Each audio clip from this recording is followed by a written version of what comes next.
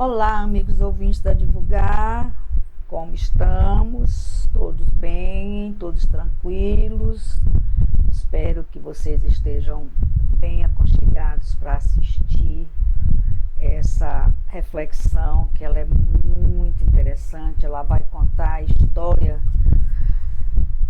de um personagem muito conhecido da doutrina espírita, que é o centurião Quirilius Cornélius, conversando com o romano Caius Lucilius.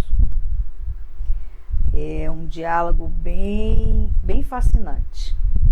Está lá na revista Reformador, dezembro de 2014, páginas 5 a 7. Ela é longa, mas fascinante.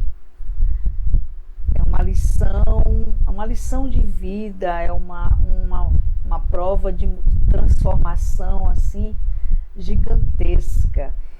Nessa reflexão nós vamos conhecer como o centurião conheceu o caminho para chegar até Jesus. E vamos começar. O nosso autor de hoje é o Antônio César Perry de Carvalho. E ele começa assim: o romance herculano tem como enredo o ambiente familiar e o ciclo de amizade do patrício romano Caius Lucilius, na cidade de Herculano. O pano de fundo é a erupção do Vesúvio, no ano 79 depois de Cristo, que sepultou a referida cidade e Pompeia. Como sobrevivente da tragédia, o mencionado personagem perambula na região de Nápoles e vem a ser acolhido por um eremita. Após superar o cansaço e a fraqueza, quando recobrou a consciência, iniciou um diálogo com seu benfeitor, que se identificou como, entre aspas, pai, João e seguidor do Cristo. Na ocasião, Caius Lucilius confirmou que já havia recebido algumas informações superficiais sobre a nova seita da Judéia. Com o tempo, o eremita revelaria sua verdadeira identidade, o centurião Quirilius Cornélius, que manteve contatos diretos com o Cristo, contando trechos de sua vida, inclusive que teria conhecido o avô de Caius, à época comandante de uma legião na Gália. Caius então comenta que pela primeira vez em sua vida sentia-se só e abandonado. No diálogo, o pai João, que lhe revelou que foi Cristo dos primeiros tempos e que, àquela época, fora incumbido pelo seu comandante para realizar um trabalho secreto, dirigindo-se a ele nesses termos: o teu conhecimento da língua popular tornará mais fácil. Parece que há mais de 2 anos um homem de Nazaré, chamado Jesus, anda a percorrer em todos os sentidos a Galileia e as províncias limítrofes, pregando uma nova doutrina, curando enfermos e fazendo outros milagres. Nada disso me interessa nem me preocuparia se não houvesse recebido do Sumo Pontífice um aviso secreto que denuncia nesse homem propósitos políticos. Por isso, estão falando de Jesus, por isso que se inculca descendente de antigos monarcas e pretende ser aclamado rei de Israel. Atendendo às orientações do seu comandante, o centurião Cornélio se disfarça e se infiltra no meio do povo que seguia o Cristo. Em pouco tempo, ele reconheceu que se tratava de uma personalidade única, a irradiar um encanto e um fascínio irresistível. Quirilius Cornélios, profundamente impressionado com as pregações do Cristo, ficou intrigado de como pudesse uma tal criatura ser considerada perigosa. Pensamento dele, né? Ele, depois que ele viu quem era o homem que ele buscava, como achava que era um descendente de algum reinado que queria tomar posse do reino, ele viu as condições do Cristo e como Cristo se movimentava. Ele pensou de como pudesse uma tal criatura ser considerada perigosa, de vez que o desprendimento por ele predicado só poderia tornar o homem desambicioso e humilde. Passado algum tempo, o centurião Cornélios, em Jerusalém, soube que o Cristo estaria sendo julgado e, inconformado, perguntou: e foi condenado inocente? Como pôde Pilatos sancionar uma iniquidade? Chegado ao local dos infaustos acontecimentos, prossegue relatando. Isso ele está contando a história para o visitante dele, né, que ele socorreu. O preso foi confiado à minha guarda até o instante que devia partir, com 2 outros condenados para o lugar do suplício. Fingindo rigorosa vigilância, postei-me à porta do compartimento e foi então que vi Jesus ajoelhado. Há diálogos entre o centurião e o Cristo. O autor espiritual identificou encarnações subsequentes do nobre soldado romano, mas o importante foi a sua efetiva conversão ao cristianismo. Quando ele olhou Jesus, ele estava ali vigiando, né, até a hora que Jesus fosse crucificado, e quando ele olhou Jesus humilde, de joelhos orando, ele fez a conversão ao cristianismo. Pude compreender que em tornar-me cristão iria adquirir um grande benefício, qual o de aliviar os derradeiros momentos da vida terrena. E no final do romance, há informações espirituais oportunas relacionadas como dos momentos de atualidade. Abre aspas. Baixai, misturai-vos com os vossos irmãos encarnados, provai-lhes a sobrevivência, a imortalidade, a cadeia engendrada pelo mal, e poupai-lhe desastre, um demorado arrependimento mediante tremendas expiações, fecha aspas. A essa palavra de ordem, falanges se abalaram do invisível e a terra se coalhara de missionários obscuros que por suas faculdades permitiram aos desencarnados manifestarem-se aos homens, deixando-os controlar de todos os modos.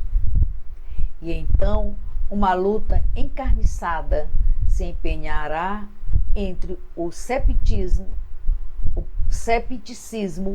presunçoso e a verdade que não mais poderá ser abafada. Abre aspas. Deveis visualizar desde já essa época de grandes lutas intelectuais, preparando-vos para atravessá-la em etapas sucessivas. Se a esse tempo tiverdes adquirido a força para o bom combate, ou seja, o domínio das próprias paixões, a fim de corresponder aos ataques do adversário, que não mais vos queimará o corpo, mas há de ulcerar-vos a alma. Grande será a vossa recompensa, e podereis, quem sabe, deixar este calabouço da terra para ascenderdes a uma esfera melhor. Sonhai com esse futuro, caros irmãos atônitos, e trabalhai, pois áspero será o embate, e ai de vós, muitos serão chamados e poucos os escolhidos, fecha aspas. Fato histórico e curioso ocorreu com o tradutor de Herculanum, é o romance que nós estamos nos referindo. O ex-presidente da FEB, Manuel Quintão, ao visitar Chico Xavier na fazenda Modelo, em Pedro Leopoldo, Minas Gerais, quando eram lidos trechos do romance Tradução de 1937, eis o relato de Quinhão. Abre parênteses. Vamos transcrever a curiosa mensagem que o anfitrião recolhera num dos seus serões íntimos, quando lia e comentava Herculanum, o precioso romance mediúnico do conde Rochester, por nós traduzido. Nesse comunicado, há 2 pontos importantes a considerar. O primeiro é que não se trata de uma obra de ficção, qual se poderia presumir, e o segundo é que Emmanuel, este luminar da espiritualidade, renovador dos nossos tempos, promete-nos, para breve, o romance da sua própria vida na terra, ao tempo de Jesus, quando se chamou Públio Letúlio, altaneiro patrício romano. Então, Emmanuel, ele foi Públio Letúlio. Ele está se referindo ao romance há 2000 anos, complementando com 50 anos depois. Eu já tive a felicidade de ler esses 2 romances. Então, esses personagens que eu estou falando para vocês aqui me é muito conhecido, porque eu já li os romances. Continuando, Emmanuel escreve significativa mensagem corroborando informações do romance Herculanum e anuncia. É o nome do romance, é esse. Herculanum. Algum dia, abre aspas, algum dia, se Deus nos permitir, falar-vos-ei do orgulhoso patrício Públio Letúlio, a fim de algo aprenderdes na dolorosa experiência de uma alma indiferente e ingrata. Fecha aspas. Trecho dessa mensagem, obtida dia 7 de setembro de 1938, foram introduzidos na apresentação de há 2000 anos. Falei lá atrás para vocês. O senador Públio Letúlio desencarnou em Pompeia durante a mesma erupção vulcânica. E no final do romance, há 2000 anos, há ascetiva espirituais coerentes com as de Rochester. Numerosas legiões de seres espirituais voltaram por vários dias nos céus caliginosos e tristes de Pompeia. Ao cabo de longas perturbações, Públio Letúlio e os filhos despertaram ali mesmo, sobre o túmulo nevoento da cidade morta. Abre parênteses. Contudo, após as primeiras lamentações, ouviu uma voz cariciosa que lhe dizia brandamente: Públio, meu amigo, não apeles mais para os recursos do planeta terreno, porque todos os teus poderes terminaram, e os teus despojos na face escura e triste da terra. Apela para Deus Todo-Poderoso, cuja misericórdia e sabedoria nos são dados pelo amor do seu Cordeiro, que é Jesus Cristo. E Emmanuel referenda o citado romance de Rochester e as 2 obras há 2000 anos e Herculanum, expõe nuances do mesmo grupo de espírito de outros, embora diferentes, se completam. O importante é que o passado quase 2 milênios nos encontramos no momento em que se efetuará a aferição de todos os valores terrestres para o ressurgimento das energias criadoras de um mundo novo. E na época anunciada, porque muitos são chamados, mas poucos escolhidos.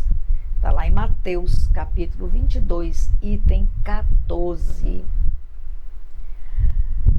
Na verdade, eu li parte dos romances e as interferências, né, de Emmanuel explicando alguns trechos dos romances, né, essa conversa que aconteceu no romance Herculano, né, entre o centurião e o Cornélio Lucídios, né? E agora nós vamos complementar a nossa reflexão de hoje, como sempre fazemos em todas as reflexões, com os comentários do editor da nossa reflexão reformadora. E ele começa assim: um dos relatos mais fascinantes encontrado na literatura espírita é o da figura histórica do centurião Quirilius Cornélius e a sua conexão com o Cristo Jesus de Nazaré. Diversos estudos e relatos mediúnicos têm trazido à tona informações sobre essa incrível história, que, segundo a doutrina espírita, é um exemplo de como a ação e o amor fraterno podem influenciar não apenas a vida material, mas também a espiritual. Gente que ainda não leu o livro há 2000 anos, leia. Vocês vão entender muito mais essa reflexão de hoje. Quirilius Cornélio é conhecido por ter sido o centurião que comandava a guarda romana na crucificação de Jesus, tornando-se testemunha ocular de alguns dos momentos mais marcantes da vida do Cristo, e seu encontro com Jesus teria sido um marco em sua vida, levando-o a repensar seus valores e a forma como enxergava o mundo. Os relatos espíritas apontam que, após ter testemunhado a morte e a ressurreição de Jesus, Quirilius se converteu ao cristianismo, passando a dedicar sua vida à divulgação da mensagem de amor e à caridade pregada por Jesus. E, nesse sentido, ele teria sido um dos primeiros missionários cristãos, levando a mensagem de esperança e renovação espiritual a diferentes regiões. E, de acordo com os estudos espíritas, Quirilius teria voltado à Terra em futuras encarnações com o objetivo de cumprir a sua missão espiritual. Além disso, sua influência e dedicação teriam contribuído para o surgimento de movimentos cristãos em diferentes partes do mundo. O relato do centurião Quirilius Cornélius e sua relação com Jesus Cristo traz à tona a importância do perdão, da transformação interior e da busca pela evolução espiritual. A história evidencia como os ensinamentos do Cristo podem modificar a vida daqueles que se abrem para a luz do amor divino, independentemente da sua origem ou posição social. E por meio da doutrina espírita, temos a oportunidade de compreender e refletir sobre a existência de seres espirituais que desempenham papéis relevantes na história humana, assim como a influência do espírito na evolução e na transformação do ser humano. Nós sabemos que nós somos influenciados a todo momento, a todo instante, o tempo inteiro, o tempo todo, pela espiritualidade amiga e também pela espiritualidade equivocada, né? A gente tem essa briga entre o bem e o mal o tempo todo, né?